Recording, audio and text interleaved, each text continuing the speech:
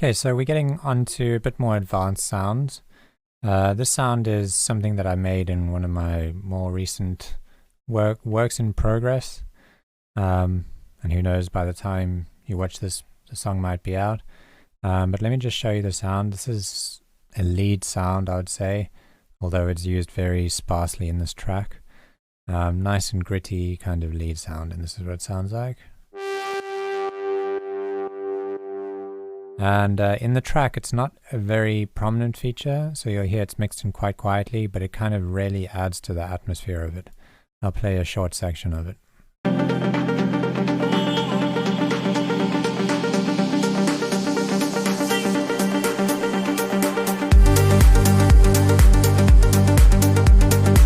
then you hear it again later on.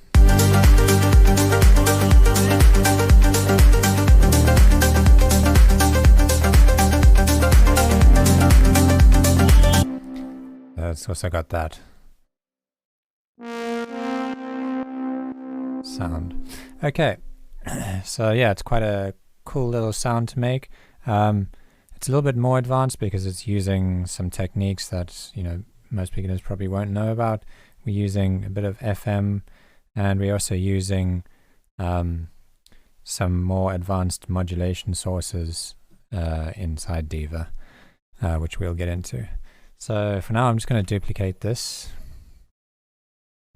and then I'm going to solo this new one, and we are going to just turn off the EQ and go into the presets and set our template back to the mini poly, and then we'll get started. So initially, this is what it sounds like. So the first thing we're going to do is we are just going to turn down the volume on the first oscillator, and I'm just going to use the second oscillator. And we're going to set it to a saw wave. Just turn that up a bit. Let's turn down the output. Okay, and then we're setting this up 1 octave. So it might sound a bit strange to you because the other one was in this octave. But what we're going to do is we're just going to pitch it down. We're going to transpose it once we've set the sound up. So the first oscillator, even though we're not using it, we're going to be using it for FM. So we're going to set that down to 16. And if I had to mix that in, it would sound like this. So we're just going to keep the volume down because what we're doing is we're using FM. And FM is working by modulating oscillator 2 and oscillator 3 with the waveform of oscillator 1.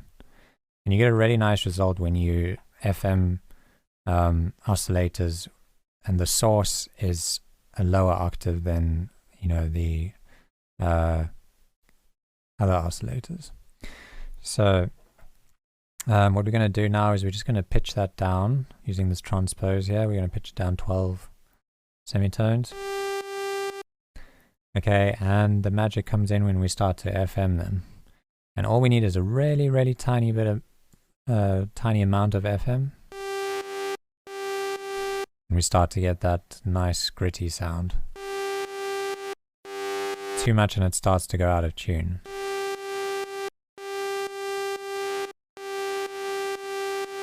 So right around there is fine. Okay, then the next thing we're going to do is we're going to just bring down the filter. And we're going to use envelope 2 to control that filter. And we're going to increase the decay on it.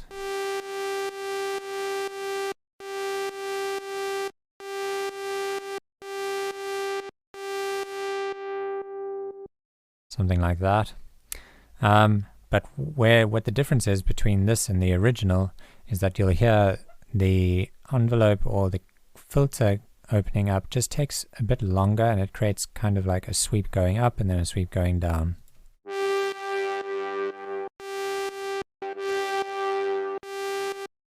And what we're doing for that is we're using a different modification source here, which is called lag. So lag essentially creates like a delay for the modulation source. So let's say you have, we have our envelope over here and it's got a very short attack. That's going to make like this, almost like an instant transient on the sound. But what we want is we want for it to sweep in. So one of the ways we could do that is by increasing the attack. And then we get that sweep up. Another way we can do it, which gives you a slightly different curve, is to use lag. So if we enable lag here, sorry, not lag. If we enable envelope 2 here on the lag, and then we use lag over here instead of envelope 2. So let's just go through this again. We've got this lag source over here, and we're applying it to envelope 2. And then we're using the lag source over here. So essentially, it's applying this algorithm to envelope 2, and then we've created an entire new source called lag, and then we're using that to modulate this. And now, without increasing the attack, we've got a nice smooth transition when compared to just using envelope 2.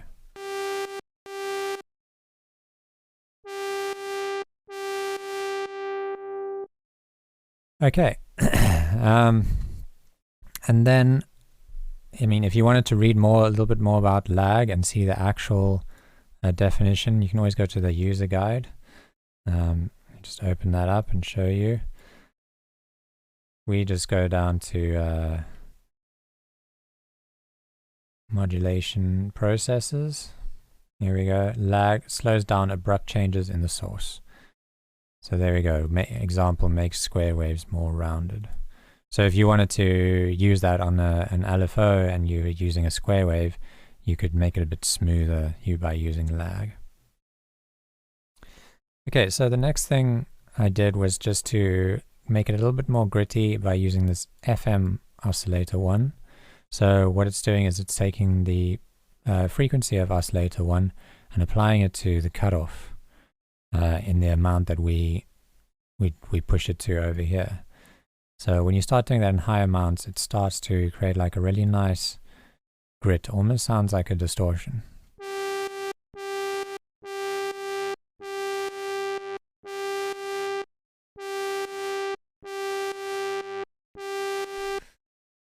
Okay, and then that's it for that. Then another thing we did was just to add some vibrato, because we want the sound to, just have a nice natural tail, and vibrato always really helps, making stuff a bit more organic. And for vibrato to work, remember we have to just reduce this depth mod here on LFO1 and increase the rate a bit.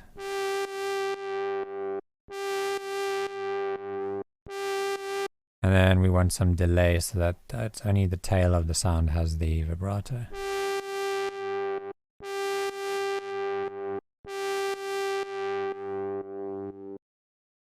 Okay, and then I want to just give this sound a little bit of release. So I'm going to just increase the decay, because on these envelopes the release is mapped to the timing of the decay. And the decay is not going to affect the shape of the sound because the sustain is set to full here. It's only going to really be affecting the release. And then we're going to give this a little bit of release too, so it's just got a natural decay when so the sound kind of decays naturally once the note is released. So you can see it's still fading out, it doesn't just cut off. And then the last thing I did was just to add some plate reverb.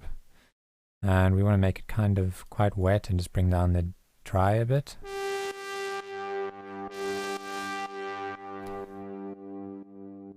And then just bring down the decay a little bit. And yeah, that's about it. Maybe turn up the dampening so the sound's a little bit more dark.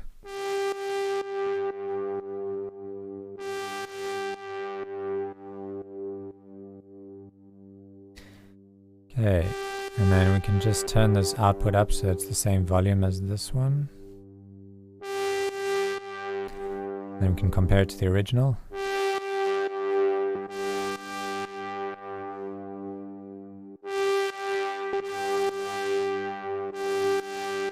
I think that one had a slightly bit more FM to it. That's why it sounded a bit different there. Okay, and the waveform, if I remember correctly, I think it's slightly to the right here.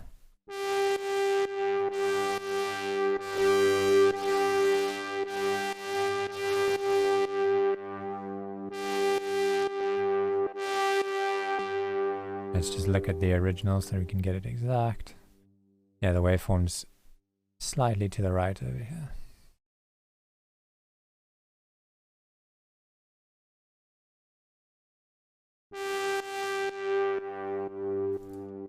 Okay, and there we go. That's it for this sound. Really cool little sound to have in your arsenal. You could probably use this to make some awesome plucks too, or just use it as a more prominent lead in your track. Yeah, so on to the next one.